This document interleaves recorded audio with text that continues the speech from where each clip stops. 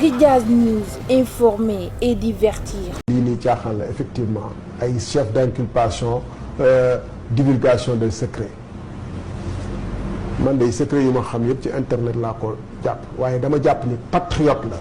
da nga ja donc yow yaa ngi setal sa bopp divulgué woo benn secret. defal naa ko rek ma wax la defal naa ko setalu ma sama bopp. damay assumer li ma la nar a wax ni boo ma coupé wul ba ma perdre fil bi naa la ko wax ci ni ma ko bëggee waxee man. mu leer kenn xam ne Thierno Sall du dawkat.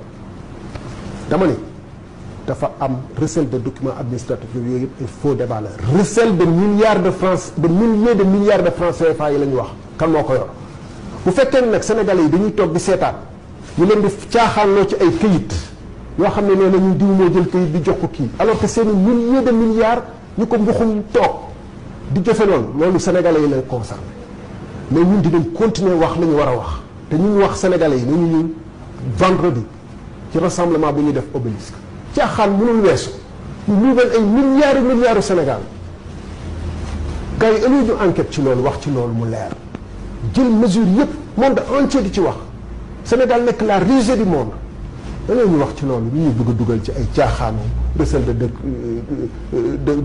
documents administratifs kii moo fi wax secret et secret yaa ngi ci internet on est dans un monde moom moo fi woote woon la transparence la gestion sobre et vertueuse ñi tegoon Ablaye Wade numéroté ñu taxoon ba Ablaye Wade numéroté wul décret yooyu ba Sénégal sauvé foofu ñu ngi fi ba tey te chaque fois dans tous les pays au monde où il y aura des gens qui voudront utiliser l'État pour leurs services personnels il y aura des patriotes qui feront en sorte que l'information transpire loolu amu ci benn problème mooy ñu ñuy def lanceur d'alerte am na ñu mu jaral ñu dem États-Unis daw États-Unis te di Russie am na daf ñuy jaral daf la koy jaral lu mu ko jaral daf koy jaral man sur cette question là je ne réponds même pas à une histoire recel de ceci machin truc du bëgg a xëbal donc yow tey pare nga sur cette affaire là bu jaree nga dem kaso nangu nga dem kaso ca man bu jaree ma dee pour Sénégal damay dee pour Sénégal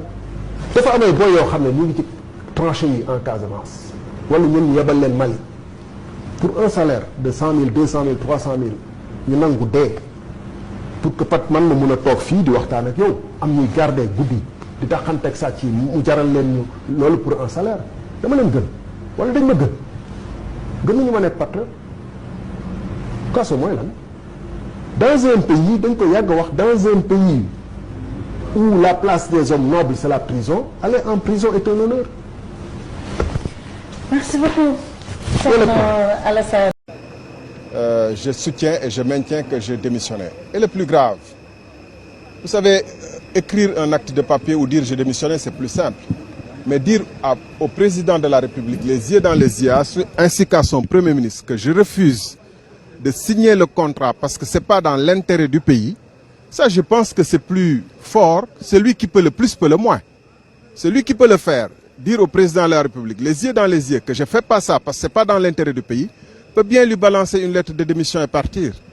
Donc, je pense qu'en ce qui vous concerne et qu'en ce qui concerne le peuple et l'opinion, la question doit être définitivement close. Ce qui est plus grave, c'est que Monsieur le Président de la République a révélé les raisons pour lesquelles il a une préférence sur Total.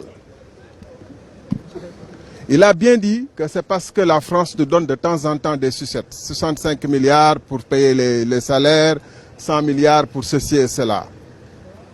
Et que pour cette raison, Total qui était 5e, je soutiens, je maintiens et je répète que Total était 5e et que BP et Cosmos étaient premières. Et que Total a fait des offres qui sont de loin les plus mauvaises ou les pires qu'on ait jamais enregistrées depuis 85 au moins. Et dans ces conditions, moi, je suis de la génération qui lutte pour l'émancipation et l'indépendance économique, sociale et politique de notre pays. Je ne suis pas de ceux qui pensent que parce que la France nous donne des sucettes qu'on doit leur donner notre pétrole en échange, sans exiger le juste prix. C'est ça. bu doon occasion def ay coups du ay coups yu ñuy def ci ay xaalis yu ñuy def ci ay saaku di noter ay billets lay def ay compte offshore laay am bu doon loolu moo tax a jóg parce que occasion bi am na amaat ba ma gis gars yu koy dóor ak ni ñu koy defee donc moi je suis pas un homme d'argent comme je dis souvent waaw je suis pas un homme d'argent. Et ils auront beau dire. Suul gaz te ëllëg bu Macky Sall dégagé moom ci boppam dinañ ko atte duñu xaar ba ilaa yawmi diin duñu xaar ba laaxira fii lañ koy atte kenn du compter dëgg. C'est pas parce que nous sommes 2 ou 100 ou 1000 que nous avons raison ou tort. La vérité est la vérité. Quand les Mandela étaient en prison, ils n'étaient pas nombreux. Quand les Martin Luther King luttaient, ils n'étaient pas nombreux. Mais la vérité finira par triompher. On peut compter sur vous, sur la transparence de la gouvernance, justement, du pétrole et du gaz, dont notre pays sera bientôt producteur. Mais justement, sans cette transparence et cette bonne gestion, le deuxième volet, c'est-à-dire le malheur du pétrole dont vous parliez tout à l'heure, c'est là d'où il proviendrait. Dire que le pétrole en soi n'est pas bon ou mauvais, c'est la manière dont on est organisé, nous, pour l'utiliser, pour l'exploiter, pour l'orienter vers les meilleurs usages pour le pays. C'est de cette manière que dépend le résultat. C'est vrai cette histoire, permettez-moi également d'y revenir.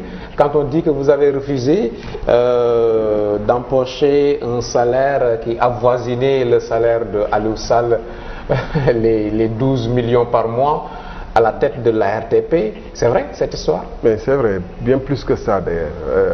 Quand je suis venu à la direction générale de la RTP, j'ai trouvé que le traitement global, parce qu'au-delà du salaire, il y a qui avoisinait les 13-14 millions bruts. Il y a une villa qu'on louait pour le DG de 2 975 000 hors taxe, c'est-à-dire toute taxe comprise, c'était autour de 3 millions et quelques, 3 millions 200. 3 000 litres d'essence, il ne paie pas l'eau, il ne paie pas l'électricité, il ne paie pas le téléphone, il a des gardiens. Si on cumulait tout cela, on était bien autour de 20 millions, voire un peu plus. Et pour le directeur? Pour le directeur général, avec son parc automobile. Nous venions de faire une campagne qui était fondée sur la gestion sobre et vertueuse. Et le décalangor. Et le décalangor. Et en tout état de cause, il me semble aberrant dans un pays aussi pauvre qu'un directeur général d'une structure, au prétexte qu'il doit être aligné sur les salaires des DG des compagnies comme Sonatel ou Tigo, puisse gagner un salaire aussi monstrueux. Est-ce qu'on est préoccupé par peut-être l'implication du frère du président de la République? Ça, oui. Est-ce que vous avez peut-être une précision à faire là-dessus? L'implication du frère du président de la République, ça semble être la clause qui remettrait en cause la validité du processus. Bien. Alors, juridiquement, du point de vue juridique, s'il y avait un hiatus sur lequel qui remettrait en cause ce contrat-là, croyez-moi, on va l'attaquer. Le plus gros scandale de l'histoire du Sénégal, ce n'est point le contrat relatif aux mines de fer de la Falémé, mais bien celui des permis octroyés à Petro-Tim sur les blocs de Saint-Louis offshore profond et Kayar offshore profond. Il est à présent établi que ces contrats ont été signés entre les deux tours de la présidentielle de 2012 par les gouvernants de l'époque. C'est des contrats antidatés, il est établi. C'était 17 janvier, mais il est établi à présent que c'était un contrat signé entre les deux tours de la présidentielle. Dans une totale illégalité. En dépit des menaces qu'il avait proférées et en pleine connaissance de cause, des conditions dans lesquelles les dix contrats ont été établis, le gouvernement de Macky Sall s'est empressé à les approuver à travers 2 décrets datant de juin 2012. Comble d'incohérence. Au moment où il procédait à cette appropriation en signant les 2 fameux décrets, le président avait dépêché lui-même une mission de l'inspection générale d'État pour faire la lumière sur ce dossier sulfureux. Je demande, au nom de ces engagements de campagne électorale, que le rapport de l'IGE soit déclassifié. C'est le moins que l'on puisse attendre de celui qui avait révélé aux Sénégalais le rapport de l'IGE sur les chantiers de Thiès. Abonnez-vous et attendez les news.